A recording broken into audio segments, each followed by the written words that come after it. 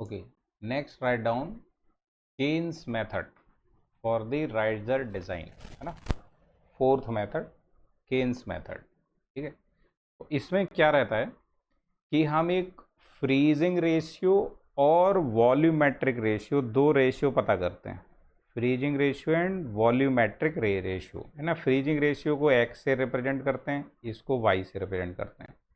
फिर ये x Y की हेल्प से एक स्टैंडर्ड केन्स कर्व रहता है, उससे कंपेयर करते हैं एक्स वाई को प्लॉट करके अपना कर्व। ठीक है, तो अगर ये कर्व इस केन्स कर्व से इस तरफ मिलता है तो हमारा कास्टिंग जो होता है, वो जो राइजर का डिज़ाइन होता है, वो साउंड डिज़ाइन या गुड डिज़ाइन बोला जाता है। अगर वो इससे नीचे मिलता है कर्व तो that is not a satisfied और better design.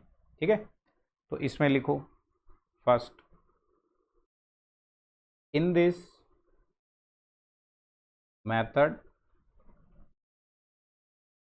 at first we find freezing ratio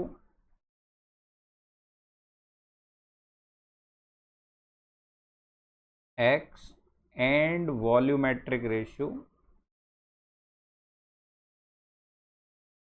and volumetric ratio as freezing ratio जो होता है उसको x से रिप्रेजेंट करते हैं ना, और ये होता है एरिया अपॉन वॉल्यूम का ratio for casting upon area upon volume का रेशियो फॉर राइजर। क्लियर। तो A by V, A casting V casting, और यहाँ पर ए राइजर वी राइजर। तो ये देखो, अगर मैं कहूँ ये वी, सॉरी यहाँ पे ये राइजर, हाँ V riser by A riser, ये बन जाएगा मॉडुलस राइजर। और वी कास्टिंग ए बन जाएगा मॉडुलस ऑफ कास्टिंग। यस और no. So it can be also written as ratio of MR over MC, modulus for riser and modulus of casting, like this. Clear हुई बात? Okay, या फिर ये क्या और बन सकता है, A by V C C R for C, C C R for C upon C C R for R, ऐसे भी लिख सकते हैं। ठीक है, but modulus term is more famous than the C C R. Modulus ज़्यादा जगह question में यूज करता है। सेकंड पता करते हैं अपन वॉल्यूमेट्रिक रेशियो, इसको वाई से डिनोट किया जाता है। ये simply V R upon V C होता है, volume of riser upon volume of casting. ठीक है,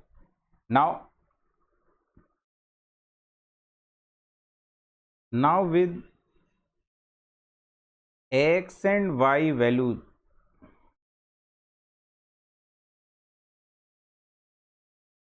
with x and y value we plot the point and compare it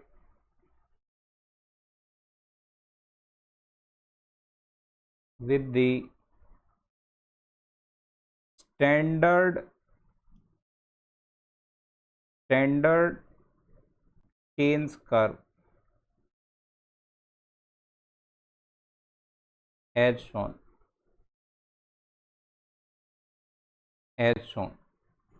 तो अगर देखो अपने को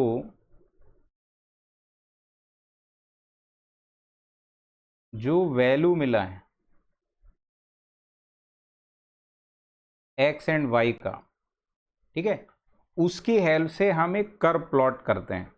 वो कर्व कैसे मिलता है, X equal to A upon Y minus B plus C, इससे कर्व मिलता है। ठीक है, where A B and C are constants,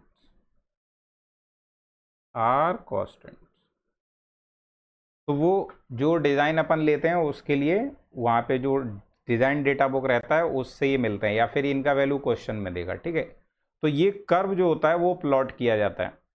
यहाँ एक्स क्या है, फ्रीजिंग रेशियो, वाई क्या है, वॉल्यूमेट्रिक रेशियो। ठीक है, तो इनके बीच में रिलेशन करके ये कर्व प्लॉट करेंगे। अब now with X and Y values we plot the curve, point लिख दिया यहाँ पे, and compare it with the standard curve. तो हमारा कर्व अगर इसके ऊपर मिलता है इस साइड में, तो इधर मिलेगा तो साउंड और गुड कास्टिंग मिलेगा अपने को। ठीक है, यानी हमारा डिज़ाइन जो है वो अच्छा है, बढ़िया है। अगर हमारा कर्व इस तरफ मिला तो अपने को डिफेक्टिव कास्टिंग मिलेगा। ठीक है, मतलब हमारा डिज़ाइन जो है वो अच्छा नहीं है। ये स्टैंडर्ड कर्व है जो केन्स ने बना के दिया, that is for better design. ठीक है, तो सिंपली इनको कंपेयर करना होता है। अभी एक इसमें नेक्स्ट मेथड होता है जिसको बोलते हैं मॉडिफाइड केन्स मेथड, और इसी को बोला जाता है Naval Research Laboratory NRL method, modified Caine's method और Naval Research Lab method, NRL method. इसमें क्या काम करते हैं, यहाँ जो ये फ्रीजिंग रेशियो था इसकी जगह हम शेप फैक्टर पता करते हैं। शेप फैक्टर, अब वो शेप फैक्टर कैसे फाइंड किया जाता है उसकी बात करते हैं। फिर वही मेथड वाई को पता करते हैं और फिर कर्व को कंपेयर किया जाता है। तो इसमें क्या रहता है, लिखूं, in this method at first we find shape factor, shape factor को यहाँ एक्स से डिनोट करेंगे, and volumetric ratio, volumetric ratio as, पहले शेप फैक्टर पता करेंगे x, it will be given by length plus width upon thickness. This will give you the value of shape factor. Okay, where L is length of casting, W is width of casting, and T is thickness of casting, thickness of casting. Then we will find the volumetric ratio.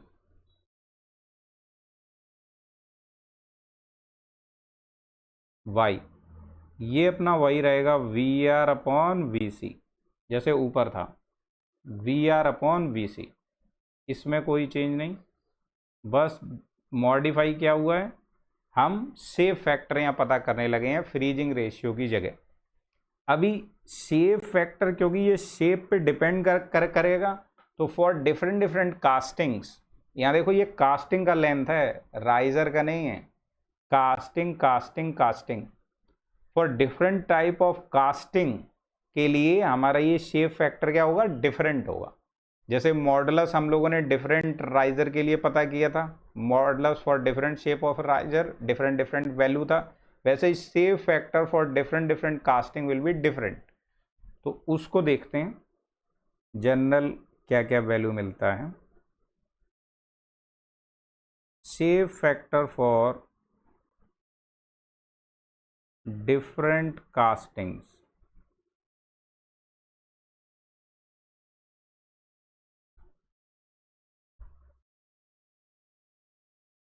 ठीक है, तो इसमें पहला slab और rectangular, slab और rectangular, तो इसके लिए हमारा x जो होगा that will be simply L plus W divided by T, L plus W divided by T। अगर हमारा जो कास्टिंग है वैसे सिंपली एक स्लैब या रेक्टेंगुलर ब्लॉक के शेप का है, सिंपली एक स्लैब या रेक्टेंगुलर ब्लॉक के शेप का है, ठीक है, LWT। Second, cubicle. क्यूबिकल के लिए L प्लस WT जो है उसमें L भी A होगा, W भी A होगा और T भी A होगा, तो 2A/A 2 मिल जाएगा x का वैल्यू, क्योंकि यहाँ क्यूब के केस में सारे साइड जो होते हैं वो इक्वल होते हैं, सारे साइड जो होते हैं वो इक्वल होते हैं, ये भी A है, ये भी A है और ये भी A है, ठीक है। Next, C, spherical. अगर हमारा कास्टिंग का साइज शेप स्फेरिकल है तो इसमें LWT, यहाँ L भी डाया होगा, W भी डाया होगा और थिकनेस भी डाया होगा, तो ये भी 2 मिलेगा आपको, 2D/D, है ना। तो दिस विल बी ऑल्सो 2, ये डाया हो गया। Next, D, cylindrical. अगर अपना कास्टिंग सिलिंड्रिकल शेप का है देन L प्लस WT, यहाँ L होगा वो H लिया जाएगा, W होगा वो D लिया जाएगा और जो T होगा वो भी D लिया जाएगा, where H is the height of cylinder and D is the dia of cylinder. तो D होगा dia and H is the height of cylinder, ठीक है। तो सिलेंडर के लिए L जो होगा वो H के बराबर, W होगा वो D के बराबर, T होगा वो भी D के बराबर लिया जाएगा। Next, hollow cylinder. Hollow cylinder, hollow cylinder के केस में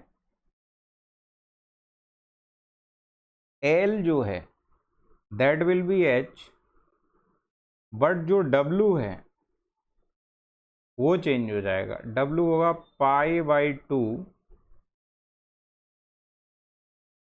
D outer plus D inner, या ऐसे लिख दो π D outer D inner by 2। नीचे जो T है वो होगा D outer minus D inner by 2, ऐसे लिया जाएगा, ठीक है, in case of hollow cylinder. क्योंकि हॉलो सिलेंडर जो है वो ऐसे दिखेगा आपको, it will be looking like this,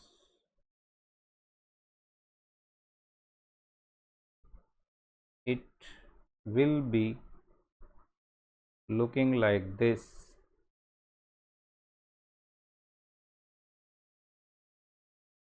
hollow cylinder, ठीक है। तो इसमें